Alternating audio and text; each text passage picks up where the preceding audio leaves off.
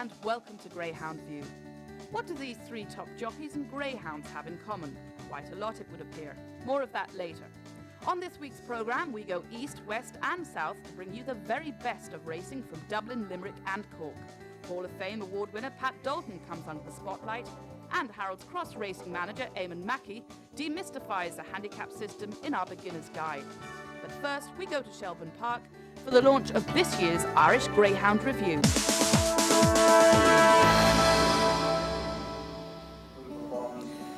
Minister of Tourism, Sport and Recreation, Jim McDade, turned up at Shelbourne Park last week to honour some of the stars of the sport, both human and canine. It was the occasion of the launch of the 24th edition of the Irish Greyhound Review, and he presented the awards for both the Personality of the Year and the Stud Dog of the Year. The Personality Award was shared by the brothers Sean and Michael Dunphy from Portlaw. The two Waterford men enjoyed a tremendous year in various roles. Not alone did they share in the ownership and training of the brilliant Droopy's Cule, winner of 3 Category 1 events, but they also maintained their position as leading breeders in these islands. Dogs bred in Portlaw kennels raced to victory in a number of major competitions in both England and Ireland. Staples Joe was adjudged the leading stud dog for a second successive year. The sire of the Dual Oaks heroine Marina's Tina won narrowly from Spiral Nikita. On hand to accept the award were the dog's owner Pat Whelan and handler Michael Daly.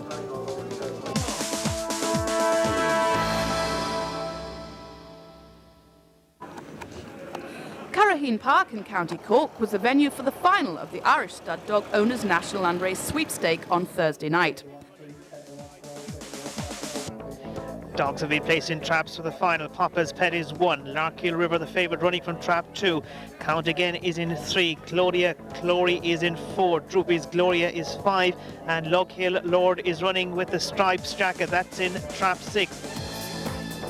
It's trap 2, Larkhill River, that is the favourite here in the final of the Irish Dog Owners National Unraced Sweepstake, and they're swiftly away and very smartly aware is Papa's Pet, leading from Larkhill River into that opening bend, and it's Papa's Pet now going on marginally from Larkhill River. Still Papa's Pet in that red jacket, leading by a length from Larkhill River. Moving into third is Lughill Lord, but still in front is Papa's Pet into that third bend, and it's Papa's Pet that's leading by 2 lengths now from Larkhill River. And off the final turn, are we going to have a surprise? It's going to be desperately close, and it is a surprise. Papa's Pet has won the final.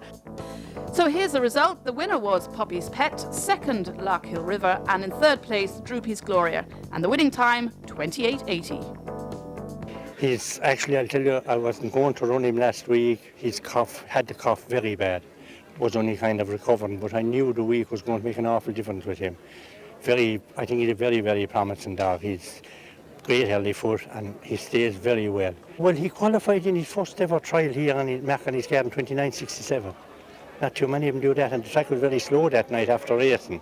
So he has done the same kind of trials for me as the dog I had in the Derby, and the dog was in the Laurels. He was schooling with him, and there was a link between the two. And I mean, for a pup with a Derby dog, nothing wrong with that.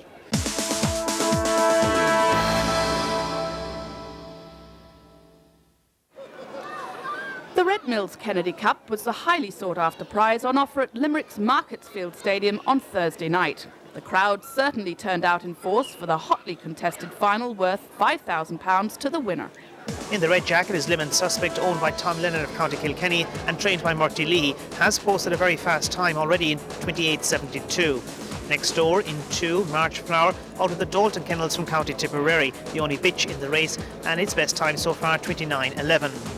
Galway are represented in 3, Spring Siesta, owned by the Daly's Yard Syndicate and trained by Noel Mullins. Celine Mickel runs from Trap 4, owned by Nori McManus of Martinstown here in Limerick and trained by Tom O'Connor. This one a semi-finalist in the Laurels in Cork earlier in the season. 5, Shanna's Park is the favourite, no surprise there, the oldest dog in the race, and did well in the Ledger here a few years back, and also the winner of this year's Ulster Derby. In 6, his boss Toss has run well, and expected to make a strong challenge for honours here in this Red Mills Kindy Cup final. Dogs have been placed in traps for the final of the Red Mills Kindy Cup.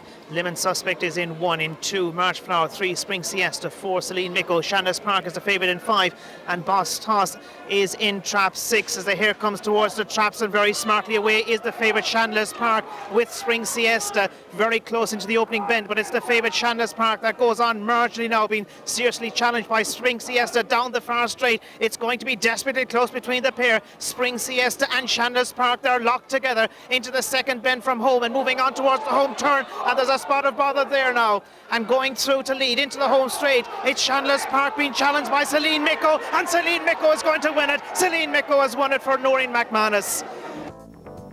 So the result of the Red Mills Kennedy Cup: first Celine Micko, second Shandas Park, and in third place Lemon Suspect. The winning time 28.89. I'm charmed to win. I'm delighted for Noreen and JP, and I'm delighted for everyone concerned with it. Just had looking at the rest of the dogs in the final. There was a bit of a bump, but the dog is an outstanding finisher. But we always knew he was a very good dog, because his uncle won the laurels for Father Brian Dalton there, Phil Bypass. There's a great line of dogs in them. You know what I mean? They're a good line. He's capable of doing 28.50 with a solo, but in a full race there's a different thing, because it was a great final now. But you have to be in to win.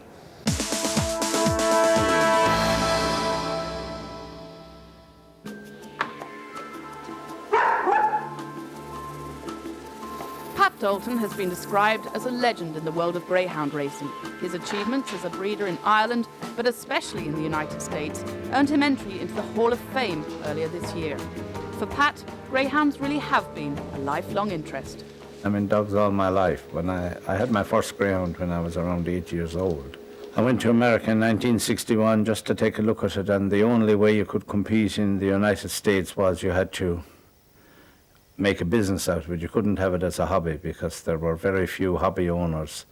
To compete in the United States, unless you're buying dogs all over the world, you have to have a huge number to pick from. But it's a very expensive business, and I certainly wouldn't have it quarter the size if I wasn't living and racing in the United States. I couldn't afford it, simple as that. Well, we're schooling 90 at the moment. It's very, very hard for us to concentrate on one individual. I have to take a long, hard look at that. I honestly believe that for Irish racing we should have them with trainers, because we've too many greyhounds to give them the individual attention. How does Pat compare Irish racing to the USA? In Ireland you breed for speed. In America our sprint race is 5:50. To greyhound people that's not a sprint, but it's a sprint in the United States, and they go in for much more long distance racing. It's much more lucrative. But considerable improvement in Irish prize money has tempted him to take a more active role in the racing scene here. However, he has had to adapt his training premises accordingly. Well, I had to put in an outside lure, an outside hare, as we call it, or lure, because the American is all inside. And if they're schooled to the inside, it's very, very hard to get dogs to chase the outside, where you can go from the outside to the inside much easier. So if we tried them to the outside lure, and if they show real promise, we can switch them back to the inside and ship them to America. Whereas if we go the other way, if we school them to the inside and they're not good enough to race in the United States, it's very, very hard to put them back on the outside, or to get them to chase the outside.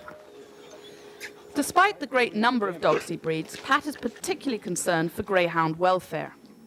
You'll never find a greyhound or any kind of a dog, but especially a greyhound, that won't, if you take good care of him, won't love you better than a lot of human beings. But I mean, they are very affectionate animals, and they make great pets. In the United States, 95% of the greyhounds that are not used for breeding are adopted out today.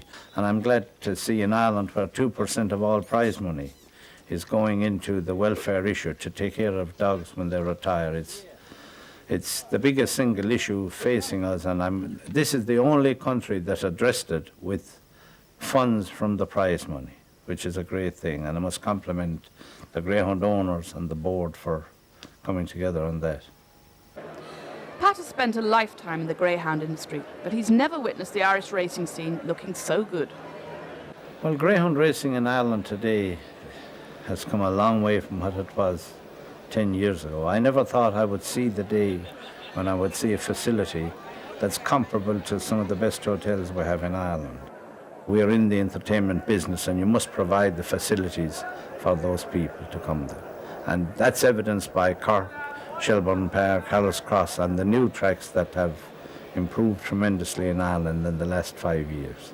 Now it's coming to the situation where it's getting uncomfortable on big nights. You couldn't move, but it's great to see it. And I see a great future in the industry, for the people in the industry and for the industry itself. Pat has won many of the sport's most prestigious races, so is he content to rest on his laurels?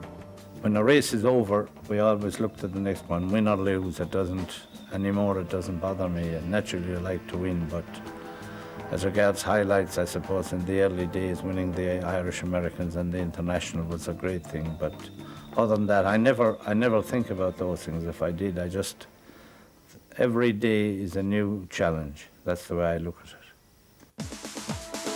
Join us after the break for the competition, beginner's guide, and a night out at the Dogs with 3 top jockeys.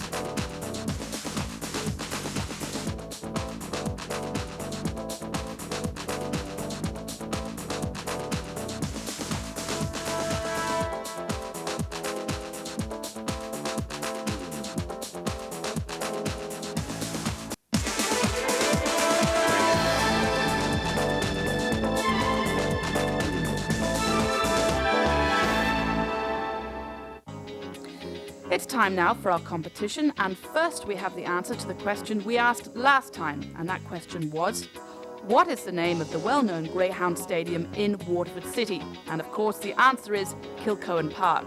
Not surprisingly, the winner comes from County Waterford, and it's Larry Curran from Clonee in Dungarvan. And Larry, you win a night out for 2 at Mullingar Racetrack, and many congratulations to you.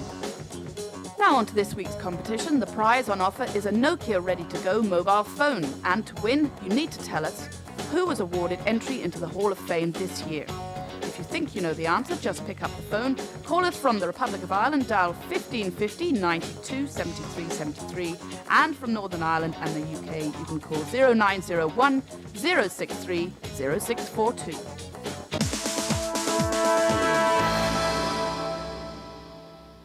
The racing manager performs various functions at the racetrack, the primary one being the grading of the race card. There are a few hard and fast rules with regard to the grading system, and it's fair to say that if each racing manager in Ireland were asked to grade a 10-race programme from a pool of 100 dogs, the results would invariably be different. The grading system that is universally adopted is basically down to time which appears on a greyhound's identity book. However, it is also desirable to keep greyhounds of a certain age and experience apart from younger, novice-type greyhounds, if at all possible. When I sit down to make out a race card, my primary goal is to get the 6 greyhounds in each race to cross the line together. Each greyhound must race within 6 weeks of its last official public appearance, details of which will be contained in its official identity book. To eliminate the possibility of leaving a greyhound run out of time, I always go through the race cards first when I begin to make my list of greyhounds for a night's racing. I then go through my race card, wherein I will have made a list of greyhounds entered for and available for racing, and cross off each entry as I find a suitable race for it. I then proceed to the entry book, which contains other entries received over the phone. Oftentimes these are greyhounds whose form I am not familiar with, so I must access the Greyhound database, which is updated on a daily basis at head office at Bornagon in Limerick, and will contain all details of a greyhound's racing and public trial form. I then grade the greyhound accordingly. Ideally, the grading of greyhounds would involve the placing of 6 greyhounds of equal time in each race. And although every effort is made to get these 6 over the line together, unfortunately, this isn't always the case.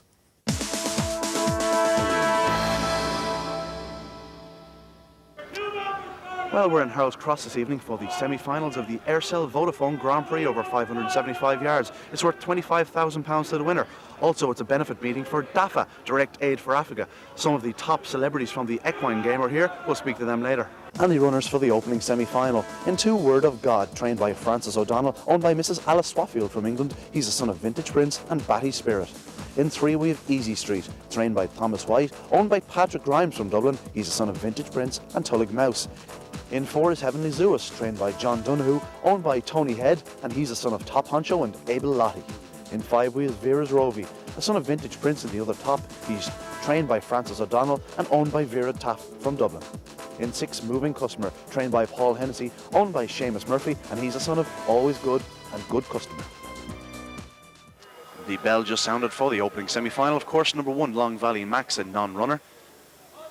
The dogs in trap order. In 2 we have Word of God. In 3, Easy Street. In 4, Heavenly Zeus. In 5, the fast finishing Vera's Rovey. And in 6, the supersonic Moving Customer. Here coming around the final corner, up behind the traps, and away they go. And fast in the stride was number 4, Heavenly Zeus. On the inside, Easy Street. And number 2, Word of God, having a ding-dong battle. Back in last place is Moving Customer. Into the corner, and Heavenly Zeus holds the lead. From number 2, Word of God. Back in 3rd, Easy Street. Number 5, Vera's Rovey is close in 4th place. And back in last place is Moving Customer. Down the back straight, and number 2, Word of God stretched the lead. Now Vera's Rovey powering on the outside, going to take the lead off his kennel companion. Back in last place, still Moving Customer. Around the last bend now, and number 5, Vera's Rovey's hit the front. He's not going to be caught from here. In 2nd spot, Word of God. Back in 3rd, Moving Customer. Up to the line, Vera's Rovey wins it from kennel companion Word of God. Back in 3rd, Moving Customer. The winning time, 31:13, a new track record. Well, the result of the opening semi-final, the winner was number 5, Vera's Rovey from kennel companion Word of God. Back in 3rd place, Moving Customer. The winning time, 31:13, a new track record. Well, the youngest owner of a finalist in the Aircel Vodafone Grand Prix, 8 years of age, Vera Taff. Very excited young girl. Vera, you're in the final. How's he going to do? Well, I think. Good. So. Is he your favourite dog? Yeah. What do you call him? Scampers. Scampers? Yeah. And what way do you, when he's 4th down the back straight or halfway, are you still hopeful he's going to win? Yeah. Why? I don't know, he, at the sort of last bend, he just comes up and wins. Is he going to win the final? I'm hoping so, yeah. Your father, Seamus, what do you think? Well, hopefully, but she gets great fun out of it. And coming up here tonight, we were saying if we lose, we'd have a car full of crying kids. And a track record in the process. And a track record, so we're all very excited. And the runners for the 2nd semi-final. In 1, Centenary Star, trained by Martin Larney, owned by Martin Boylston from County Tipperary. He's the son of Aragil Buddy and Centenary's Dream. In 2 we have Dale Inferno, a Derby finalist earlier in the year. He's trained by Fraser Black, owned by Charlie Crane, and he's the son of Westmead Merlin and Ladywell Girl. In 3, Endless Tango, owned and trained by Francis O'Brien from County Kildare. He's the son of Spiral Nikita and Endless Fantasy. In 4 we have Pamela's Rumble, a daughter of Smooth Rumble and Shoreside Lass. She's trained by Larry Mason and owned by Gary Ince from England. In 5 we have Couch Trip, a son of Sun Picture and Live Lioness. He's trained by Dolores Ruth and owned by Renee Biller from Germany. And finally in 6, Spa Hill Jack, owned and trained by Anthony Walsh from County Kilkenny. He's the son of Minnie's Phantom and Bog Hall Beauty. Here coming around the corner, and away they go. And fast in the stride was Endless Tango, and number 4, Pamela's Rumble. Into the opening corners, number 3, Endless Tango, and the inside of number 4, Pamela's Rumble. Around the opening corner, and Endless Tango's gone to the front from number 4, Pamela's Rumble. Back in 3rd place now, number 1, Centenary Star, moving well into 2nd spot. Down the back straight though, number 3, Endless Tango, has a 5-length lead over number 1, Centenary Star. Back in 3rd place is Dale Inferno, starting to make some ground. Around the final corner, it's Endless Tango, still holding this lead over number 1, Centenary Star, who's not giving up. Back in 3rd place is now Couch Trip, moving strongly. Up to the line though, number 3, Endless Tango's caused a shock for the 2nd week in a row. In 2nd spot, Couch Trip. Back in 3rd, Centenary Star. And the result of the 2nd semi-final, well, the winner was Endless Tango. In 2nd spot, Couch Trip. Back in 3rd, Centenary Star. The winning time, 31:61.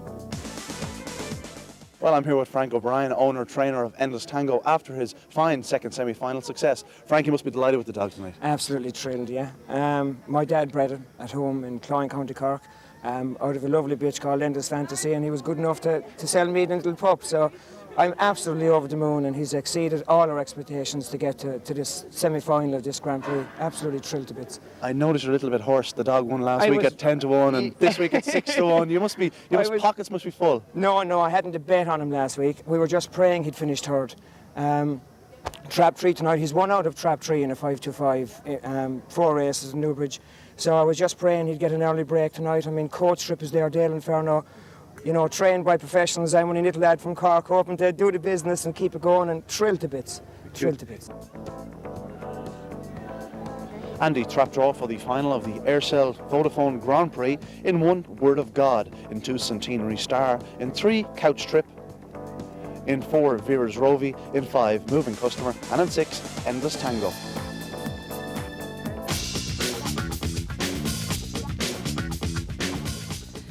They may be more accustomed to racing with a saddle and bridle, but Johnny Murter and Frankie Dutturi were equally at home at Harold's Cross to support their charity, Direct Aid for Africa. Frankie, you can't do any flying dismounts at this job. No, I was trying to get on trap 6, but Johnny got there before me. But what a great night. Great atmosphere. This is my 3rd time I've ever been to the dogs, and what a great reception. And it's great that everybody came to support the DAFA charity, and I couldn't have a better night. Which it's a great night, and they looked after us really well upstairs. Any winners? Yeah, so I backed one winner, and all the winnings are gone now already. So on the back in front it hasn't been great, but it's been a great night. You'll get it back in Japan. Please God. Just tell me a little about the DAFA charity. Basically something that Barney Curley put together with me and John Gosden, and Johnny came into it, and basically we tried to help the young kids in Zambia and try to give them a better life. We built one school already, basically just to try to give something back in this world. Johnny, you were actually over in Zambia. You saw this all operating on the ground. Yes, we went over there to see the projects we put the money into. I must say we don't know how lucky we are. As I say, we've got a great life. We're lucky to be riding, horses that some horses are worth millions, and to see how far 100 quid can go over there is unbelievable. And everybody came here tonight to support us, and we're really enjoying the night, and we're really happy they did come. Barney, this is no new venue for you. Harold's Cross, you would have been your old battleground. That's true. I used to go to the dogs in Dublin 6 nights a week. 3 Harold's Cross, 3 Shelburne. Lost plenty of money here too, I can tell you. Things have changed a little bit? Well, they have. See, this is marvellous. It's a wonderful stadium. Great food. Great atmosphere. Now, tell me, Barney, the charity, DAFA, just give us a little idea about it. Well, Frankie and I were sitting one night in Newmarket, and we said, that we were lucky in life. We've enjoyed a good bit of luck, so let's give a little bit back. So we thought we'd start this. And DAFA, it stands for Direct Aid for Africa. It's just for one country, Zambia. And I'd say we've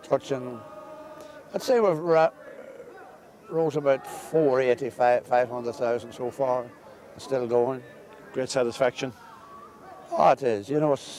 Johnny Murtha was out last year. Anybody that go out there would be moved. It's a very, very poor country. An action video with all the highlights of this year's Greyhound season will be available from next month. Made by Greyhound View, it'll cost you a mere $19.99. To order by credit card, just call Dublin 660-3164 or send a cheque made out to Greyhound View to the Irish Greyhound Board, 104 Henry Street, Limerick. On next week's programme, we'll be shaken, not stirred, when we catch up with 007 himself, Pierce Brosnan, during filming at Harold's Cross. We'll have the final of the Aircel Vodafone Grand Prix and heats of the National Puppy Stakes and the Munster Marathon.